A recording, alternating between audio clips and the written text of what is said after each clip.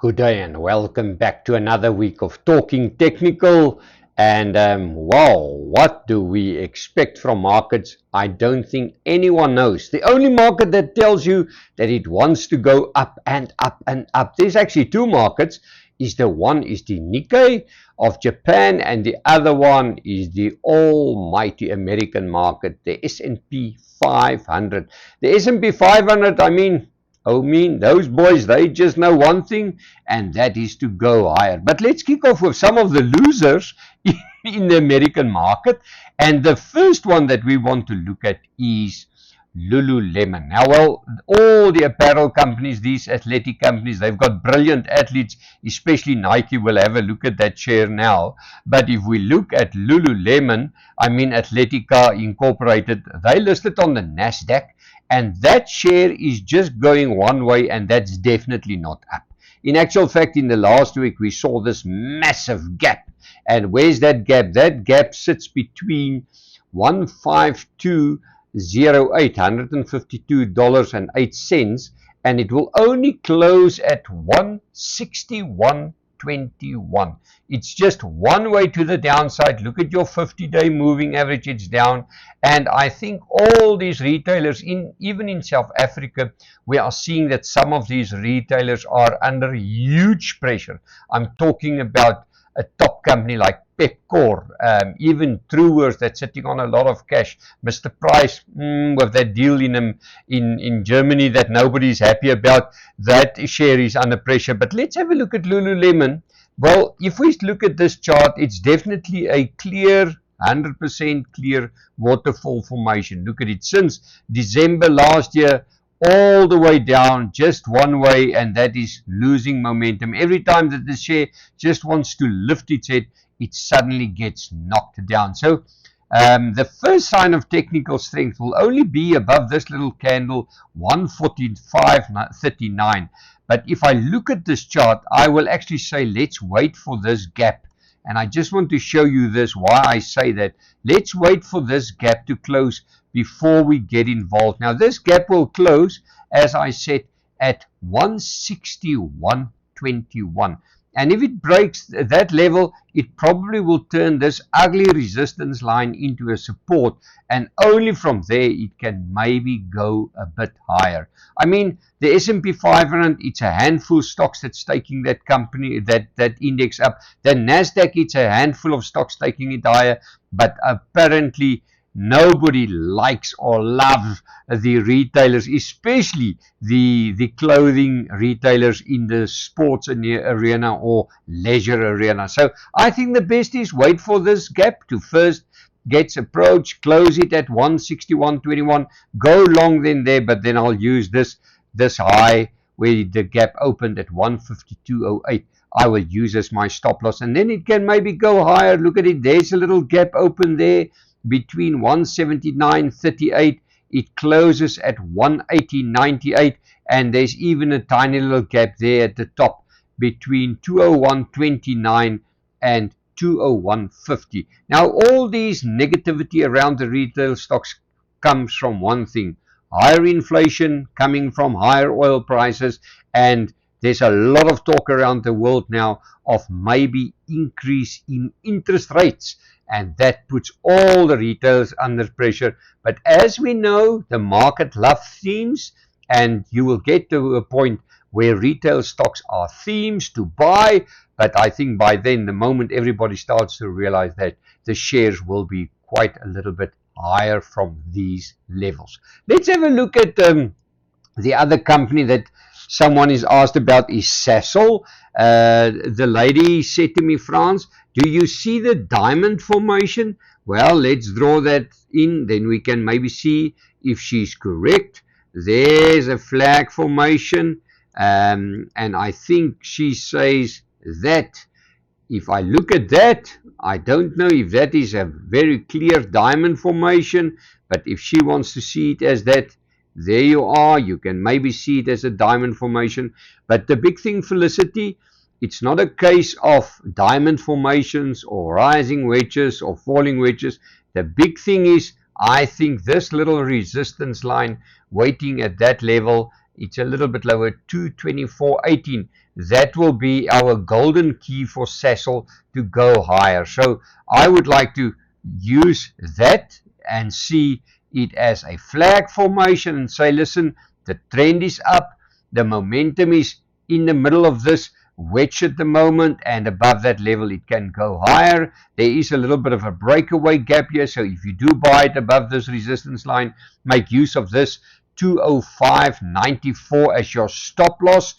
Just remember that Sasol is nothing else than an oil play now. I see that they're going to expand big into airline fuels or aeroplane fuels, and they think that they can capture that market. Well, that will be very good to them, but remember, Sasol is nothing else than a play or a geared play on the oil price. If the oil price starts to relax, Sasol unfortunately will come under pressure. It's like the gold stocks. The gold stocks rallied on gold, and then when gold sort of get tired or run out of steam, all the gold counters started to suffer. I think Sasol will be exactly in the same mode. Somebody asked about Purple Group. Let's have a look at Purple Group.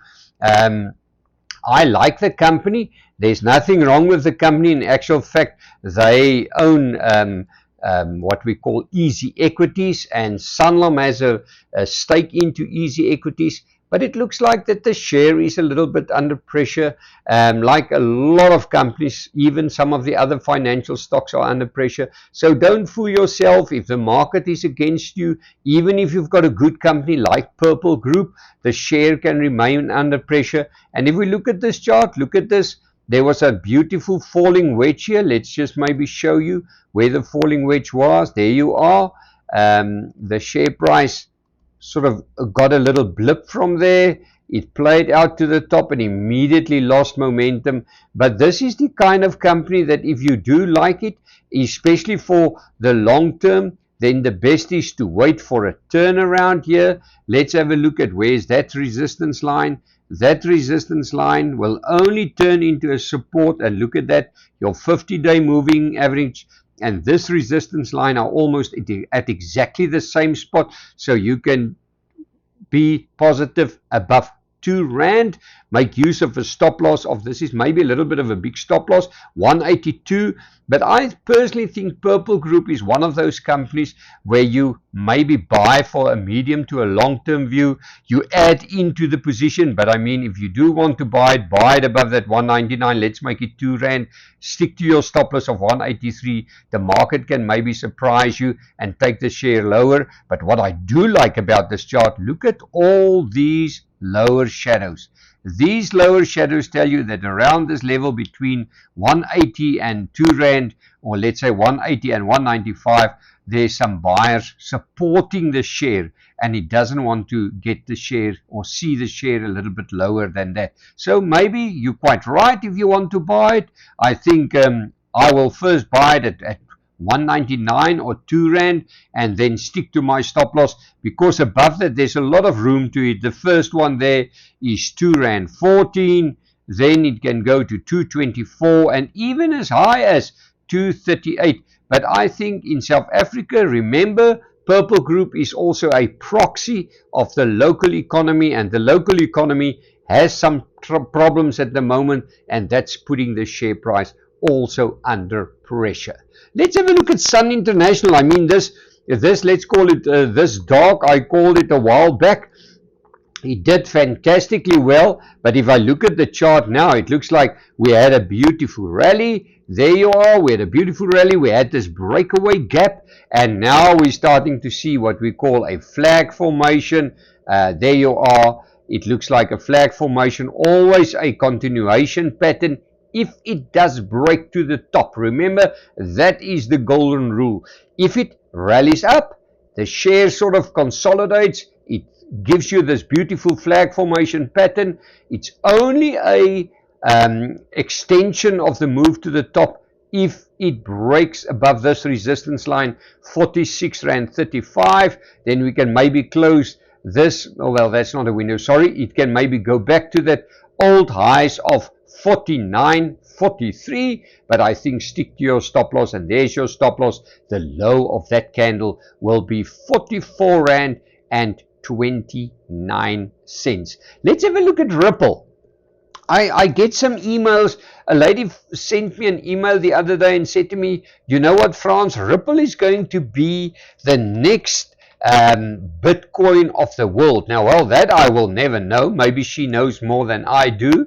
But if I look at the price here, it had one hell of a sell-off. I mean, it came down from, well, there you are. You can see here, from about early January, it came back all the way from $2.41 and it's now at $1.41. But at least what we do see, we see a massive consolidation. Now, the moment I see a sell-off and I see a massive consolidation, I always keep in mind or remember this name, the Nicolas Darvas model. But the Nicolas Darvas model was an interesting model. It had to work on a flat consolidation, mostly a flat consolidation with a spike in volume, and when it breaks then up to the upside, usually the share price performed well over a period of time. But let's first do the test, and we put in a volume indicator there, and then if we look at that,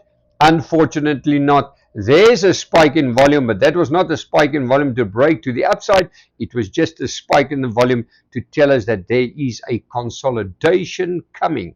Now, that's what we see now. So what is the best to do? Even if you believe that Ripple will be the next Bitcoin of the world, or Ripple will be the next gold of the world, or the best market of the world, the best is to wait for this, let's call it this beautiful symmetrical triangle, to break to the upside. Then we will know that the share or the instrument can go higher, and that will only be possible above $1.46. Above $1.46 we can see Ripple to tick higher. Where's my stop loss? My stop loss is this 50-day mover, 139.